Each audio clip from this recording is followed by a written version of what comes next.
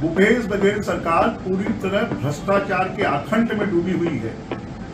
अब इस सरकार के पास में जनता की सेवा करने के लिए, उनको स्वास्थ्य सुविधा उपलब्ध करवाने के लिए पैसे नहीं है। माननीय स्वास्थ्य मंत्री जी ने और मुख्यमंत्री जी ने विधानसभा में घोषणा की थी कि 1 जून से छत्तीसगढ़ के सरकारी अस्पतालों में अब कैश काउंटर नहीं होंगे, सबका पूरा इलाज और पूरी दवाई मुफ्त में दी जाएगी।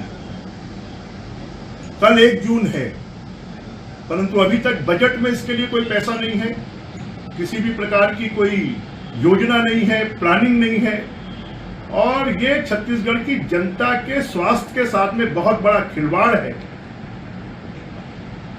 क्या ये योजना स्वास्थ्य मंत्री और मुख्यमंत्री जी के जो लड़ाई है उसका परिणाम है कि जनता के हितों को तिरोहित किया जा रहा है, जनता के साथ में अन्याय किया जा रहा है, अत्याचार किया जा रहा है?